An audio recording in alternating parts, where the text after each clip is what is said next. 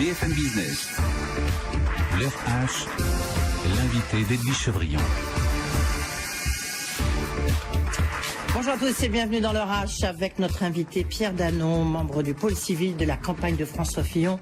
C'est lui qui est à l'origine notamment du programme économique du candidat à l'élection présidentielle, Pierre Danon. Bonjour. Bonjour. Merci d'être avec nous, surtout dans ces temps un petit peu mouvementés pour votre candidat. On l'a appris ce matin qu'il allait faire une conférence de presse à 16h cet après-midi, qu'il a un peu, j'imagine, c'est un peu la dernière carte qu'il peut jouer, sachant que ce week-end, il a déjà passé à l'offensive, on a vu cette vidéo sur Facebook, il a diffusé 3 millions de tracts, etc. Vous venez évidemment du business, Pierre Danon. Qu'est-ce que vous attendez quelque part de ce candidat pour lequel vous vous battez quand même depuis longtemps? Oui, je me bats pour François Fillon et je travaille avec lui depuis maintenant 3 ans et demi. Donc ça fait... Oui, ça fait longtemps, c'est par l'invité la dernière heure, oui. Complètement bénévole, sans chercher aucun poste ni rien. La raison essentielle, et elle va toucher à notre discussion, c'est que moi je pense que la France est dans une situation très grave et que c'est pas normal. Parce qu'on a tous les atouts pour réussir et que malgré tout on n'y arrive pas. Donc je me suis engagé pour trouver un projet pour redresser la France et un homme qui soit capable de porter ce projet. Et François Fillon, et maintenant j'en connais beaucoup d'entre eux depuis 3 ans et demi, je vous le dis les yeux dans les yeux, c'est le seul. On sait bien, c'est sans doute ce qu'il sauve par les temps un peu mouvementés qu'il traverse, c'est qu'il y a évidemment, il n'y a pas de plan B. On nous a annoncé un plan B pour ce week-end, on a attendu, et il n'y a pas de plan B. Visiblement, personne ne se met d'accord. Donc quelque part, François Fillon reste effectivement le seul candidat. Alain Juppé a dit ce matin, non, je ne serai pas le plan B. Mais qu'est-ce qu'il faut qu'il dise, à votre avis, de votre point de vue à vous? Je ne sais pas ce qu'il faut qu'il dise, c'est lui le patron et il décidera de dire ce qu'il a à dire. Moi, ce que je peux vous dire, c'est que, ce qu'il a fait apparaît légal, en tout cas il nous dit que c'est légal, c'est à la justice de dire si ça l'est ou pas. Ça a été transparent. Il y a beaucoup de députés et de parlementaires qui le font, c'est une pratique courante depuis des années. Lui, il l'a arrêté depuis 2013. Et ce qui a choqué les gens, et y compris moi au démarrage, c'est qu'il y a quelques montants qui sont forts. Et où on se dit, waouh, qu'est-ce que c'est que ça? Mais en fait, quand on réfléchit, ça fait 35 ans que Pénélope Fillon aide François Fillon. 841 000 euros, je prends le chiffre du canard, je l'ai pas vérifié, 841 000 euros divisé par 35 ans, divisé par 12 mois. Ça fait 2 000 euros par mois. Bon, moi, personnellement, je me suis dit, ayant vu ça, que ça ne me choquait pas. Ceci dit, et je terminerai par là si vous m'y autorisez, c'est vrai que ces pratiques sont des pratiques qui mériteraient d'être un peu cadrées, moralisées. C'est vrai, tout le monde le fait, mais enfin, ça mériterait d'être changé, je pense. Moi, personnellement, ça, je m'exprime à titre personnel. Et je pense aussi que le seul, ou un des rares qui est capable de les changer, c'est justement François Fillon, qui avait dit qu'il fallait réduire le nombre de députés et les traiter mieux et de manière transparente. Donc il l'avait dit il y a 6 mois. Donc quelque part, il paye un peu pour un système qui est en train de... de facto un peu de s'effondrer, quoi. Je veux dire, ces petites connivences légales. Mais on voit que ça pose des questions aux Français, c'est assez logique. Et donc il faudra le changer, je pense. Et il a beaucoup, c'est ce qui m'a beaucoup plu dans sa vision, c'est que c'est quelqu'un qui vient du système, mais qui est capable de le changer, qui a la détermination. Donc il va le faire. Alors il y a une arme qui reste quand même, effectivement, lorsqu'on regarde les derniers sondages qui sont parus, on voit quand même que Marine Le Pen lui repasse devant, il repasse devant François Fillon et Emmanuel Macron. On voit quand même que beaucoup de gens le soutiennent parce que quelque part, il est le seul, j'imagine que c'est peut-être pour ça que vous le soutenez, le seul à avoir un programme économique qui est susceptible de redresser l'état de la France. Mais est-ce qu'aujourd'hui, vous pensez que il pourra l'appliquer, justement, parce que on voit bien toutes les difficultés de supprimer l'ISF alors qu'on lui reproche d'être trop près de certains grands patrons, et notamment de Marc de la Charrière. Est-ce qu'on peut supprimer, demander à la fonction publique d'augmenter le temps de travail, alors que lui a bénéficié en tous les cas de l'argent public d'une manière légale, via l'Assemblée nationale, etc., etc. Est-ce qu'il aura la même force de résistance? Bon, indéniablement, ça va pas nous aider et ce seront des arguments qui seront objectés. Je n'ai aucun doute là-dessus. Je pense qu'il va falloir les dépasser. Si vous voulez, on est les spécialistes en France de se mettre sur un sujet qui, je ne néglige pas, mais qui est quand même pas le sujet du redressement de la France, et on se focus là-dessus et on parle plus que de ça. Alors qu'en fait, quand vous prenez l'ensemble de nos indicateurs, c'est la cata. Il faut qu'on se bouge. Enfin, il y a des indicateurs qui sont pas si mauvais que ça. On va dire, regardez le moral des Français, regardez, bon, la croissance, je suis d'accord avec vous qu'elle n'est pas extraordinaire, mais enfin, on y est en croissance. Il y a eu pour la première fois de la création d'emplois. Oui. Oui, alors, bon. Je dis pas, bien entendu, dans une économie, on peut toujours prendre un certain nombre de points positifs. Enfin, vous voyez bien que depuis 40 ans, on dérape. Et ce qui est fou, c'est qu'on dérape alors qu'on n'a aucune raison. On a tous les atouts, on a toutes les chances. On pourrait vraiment être des bons. C'est pas vrai qu'en économie, hein. En éducation, moi quand je faisais mes études, on était 2e du monde en mathématiques. Aujourd'hui, on est 27e du monde. 40 ans après. C'est juste dingue. Donc, effectivement, je pense qu'il y a un projet radical. Il faut qu'on se bouge. Il faut qu'on fasse des choses difficiles. Et c'est vrai ce que vous dites que, bon, cet environnement va pas nous aider, mais c'est un dur François Fillon. C'est quelqu'un de très constant, très pugnace. Et j'ai pas de doute qu'on va y arriver.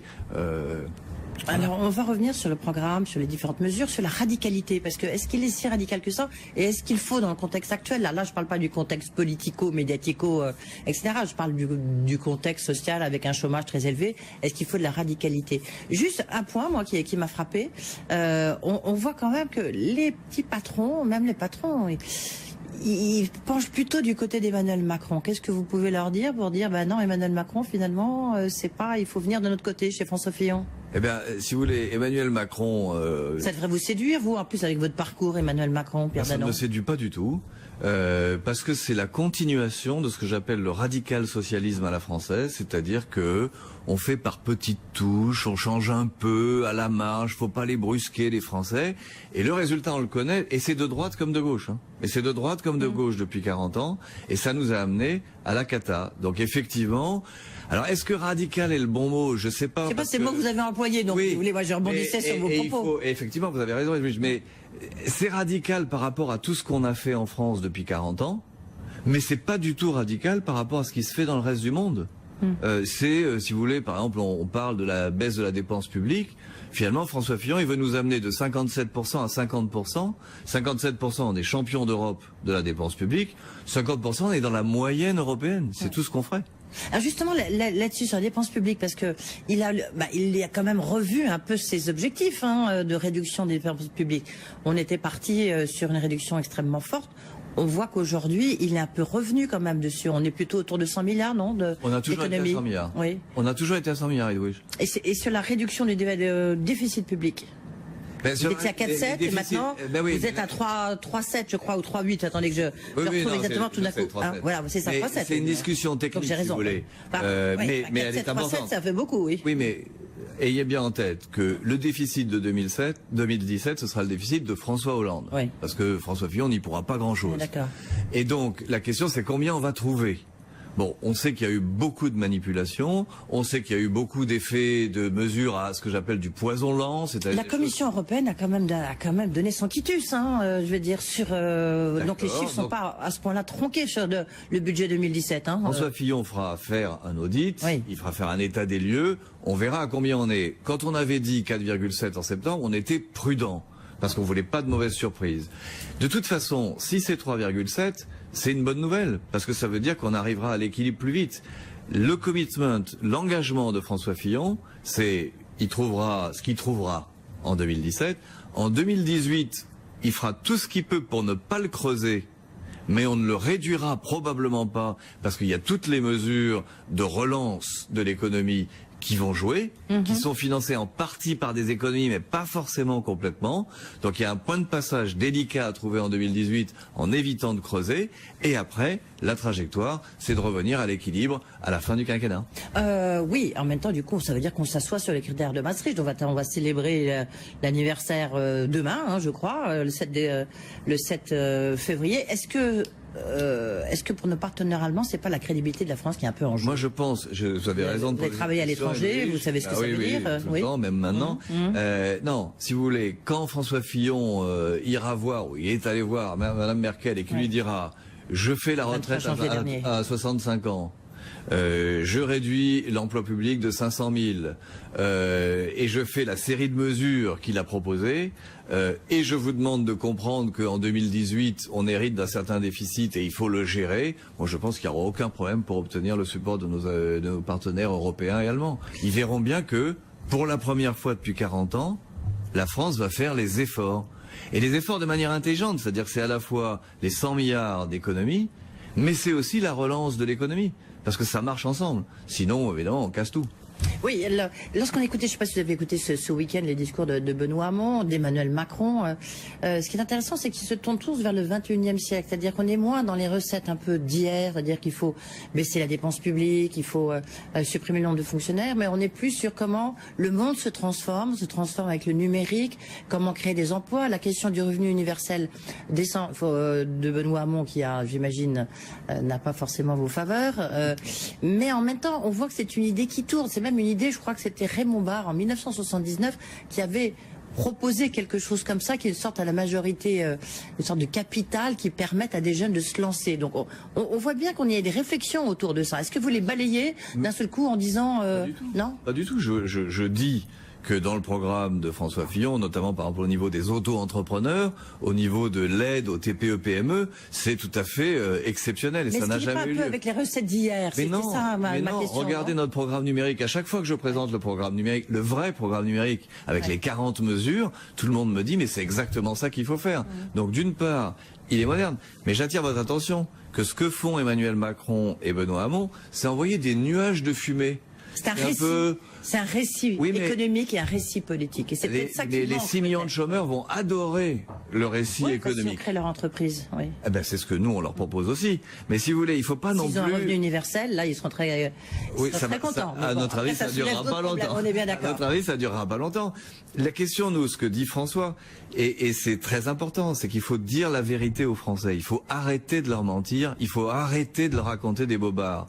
On est dans une situation difficile et c'est pas en disant le 21e siècle qu'on va régler les problèmes fondamentaux. Mais ça ne veut pas dire qu'il ne faut pas penser au 21e siècle. Mais Pierre Danon, vous êtes chez entreprise, vous voyez bien qu'il faut un peu mobiliser les troupes. Est-ce que d'avoir un programme économique qui est quand même assez radical, je reprends votre expression, même si vous avez mis un petit bémol là-dessus, mais qui est quand même une pilule assez sévère à administrer aux Français. Est-ce que, justement, il ne faut pas essayer de les projeter en avant? Mais plutôt que de leur dire, allez, des efforts, on va supprimer des emplois, on va supprimer ceci, cela, cela. On est d'accord. Si vous voulez, d'abord, nous, ce qu'on dit, ce que François Fillon dit, c'est que le sang et les larmes, c'est maintenant. C'est maintenant qu'il y a 6 millions de chômeurs. C'est maintenant qu'on a tous les problèmes qu'on a. Il ne faut pas non plus exagérer. Et le programme de François Fillon, c'est le seul qui peut nous en sortir véritablement de manière pérenne. Donc c'est si vous voulez, le sang et les larmes, c'est maintenant. Le programme de François Fillon, c'est pour en sortir. Ça sera par ordonnance au début. Ça serait sur quoi exactement pour aller vite? Est-ce que lorsque vous voyez les premiers jours, les 2 premières semaines de Donald Trump, vous dites voilà ce qu'il faut faire, il faut y aller par ordonnance? Non. Je fais un petit peu de provocation. Bon, mais d'accord. Elle est bienvenue.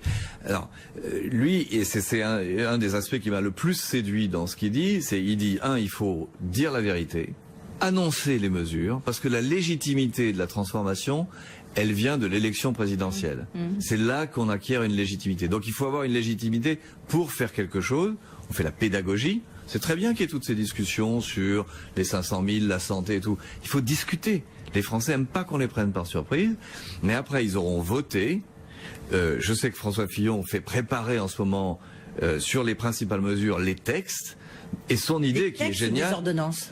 Ce sera un cocktail. Ce sera un cocktail parce que tout ne s'applique pas à tout. Et sur le plan économique, ça sera plutôt des ordonnances? C'est pas dit encore. C'est en train d'être étudié. Et il l'a toujours dit, ce sera un cocktail. C'est pas le truc qui m'intéresse le plus.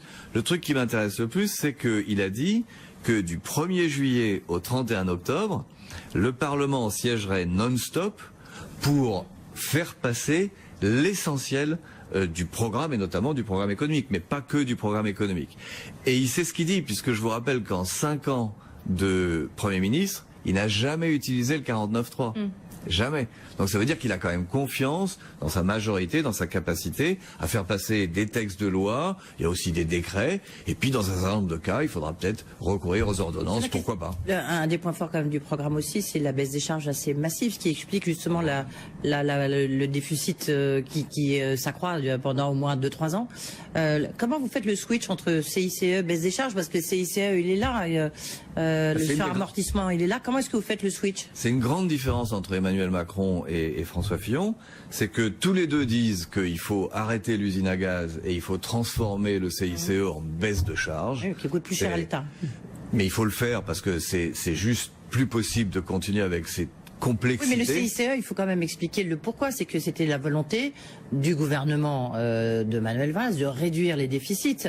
Donc, si vous voulez, de maintenir et de rentrer dans les clous européens, les critères de Maastricht, hein, quand même. D'accord. Mais nous, on y va.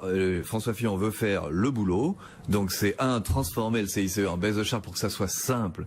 Ouais. Nos TPE et nos PME, elles meurent de la complexité. On s'en rend pas compte ici parce qu'on discute dans les salons. Mais les gens crèvent. Vous savez que refaire une feuille de paye, pour une TPE, c'est 250 € à chaque fois. Ouais. C'est juste dingue. Et la différence entre Macron et Fillon, c'est que François Fillon propose d'ajouter au CICE transformation des charges 25 milliards de baisse de charges supplémentaires. Et quand je parle aux entrepreneurs qui nous écoutent, je leur dis bah oui, ça fait une grosse différence parce que 25 milliards, c'est juste gigantesque. Et on les finance en grande partie par la hausse de 2 points sur la TVA que tous les importateurs vont payer. Et que donc les fabricants étrangers vont payer. Donc je vois même pas pourquoi on discute de ça. C'est une mesure géniale. Oui, c'est une mesure géniale, mais à la limite, le gouvernement actuel aurait pu le prendre. La seule chose, c'est qu'il ne serait pas rentré dans les clous du critère de Maastricht et des engagements de la France. Après, on peut dire, on s'assoit sur les engagements de la France. Non, mais vous savez bien, vous connaissez François Fillon, on va pas du tout s'asseoir, il est extrêmement scrupuleux. Surtout que lui pense qu'il faut faire de l'euro une monnaie de référence. Et donc qu'il faut forcer la convergence fiscale et budgétaire. Tout ce que François Fillon demande, c'est qu'il y ait un peu de tolérance sur 2018. À l'époque, il aura enclenché toutes les réformes de fond et il dit j'ai fait toutes les réformes, attendez de voir les économies en 2019. C'est pas attendez de voir les réformes, c'est attendez de voir les réformes des économies que je viens de prendre. Mais alors quand même, parce que ça fait 3 ans, 4 ans que vous travaillez aux côtés de François Fillon, oui. Donc vous n'étiez pas à ses côtés lorsqu'il était Premier ministre, mais c'est quand même lui à la fin qui a fait rajouter 10 milliards de fiscalité supplémentaire sur les entreprises. Hein. Ce qu'il a indiqué très clairement qu'il regrette. C'est ce que j'aime beaucoup chez François Fillon, c'est qu'il est capable d'analyser ce qu'il a fait. Il a fait beaucoup de bien. Puis de temps en temps, quand on est au pouvoir, souvent, on voit bien c'est ce qu'a fait la gauche. C'est pas facile. Hein. C'est pas facile. Donc mais c'est ça qui est bien. Il a fait l'analyse, il est lucide, il sait ce qu'il a fait de bien, il sait aussi ce qu'il a pas fait assez ou ce qu'il a fait de travers, comme dans un certain nombre de cas. Et il en tire les enseignements. Et il refera pas 2 fois les mêmes bêtises. C'est ça qui est génial. Oui. Là, est-ce que on va pas discuter du plan B, etc., parce que personne n'en sait rien, puis on voit bien que ça a été très compliqué pour essayer de trouver une solution. En revanche, pour des gens comme vous, Pierre Danon, il n'est pas question d'infléchir ce programme économique de François Fillon. Ou sinon vous serez déçus, sinon vous pourrez presque claquer la porte. On n'en est pas à cette discussion-là, puisque François Fillon l'a dit très clairement, c'est mon programme, tout mon programme, rien que mon programme, il faut l'appliquer parce que c'est pas une question de dogme, c'est une question que c'est la seule façon de s'en tirer à la fois sur l'économie, sur l'éducation, sur la sécurité. Ce qu'il propose est la seule manière de changer la trajectoire et d'y arriver. Donc il va pas commencer à l'édulcorer parce que ça marchera pas. Oui, sur la question, vous, pour les 500 000 fonctionnaires, ce poste de fonctionnaire supprimé, pour vous, il faut aller jusque-là. Mais j'ai aucun doute, oui.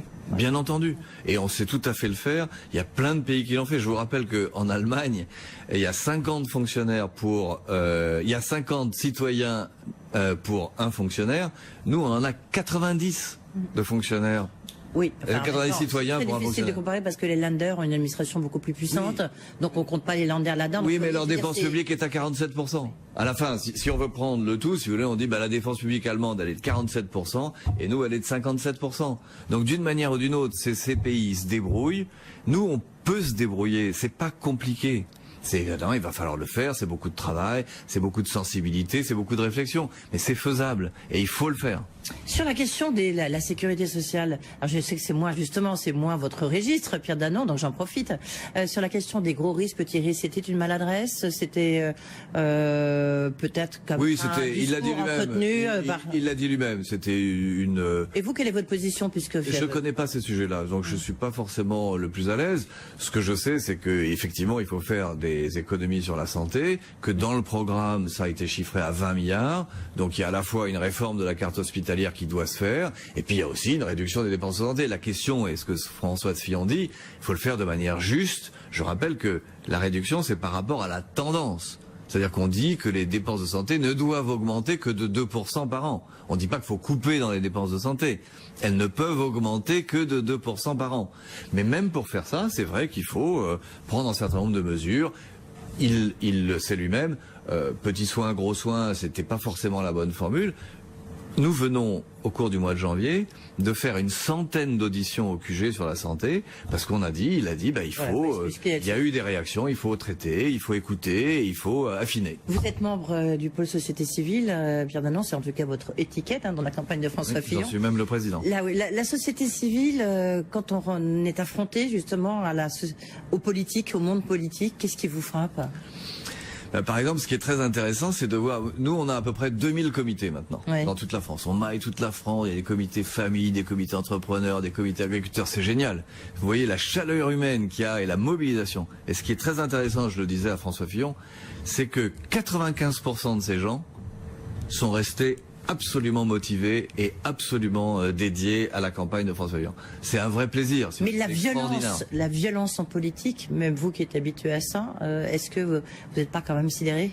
La violence en politique, si on veut pas en faire comme moi, elle dérange pas. On la regarde, tout. Moi, tout ce qui m'intéresse, c'est que François Fillon gagne et applique son projet. C'est tout.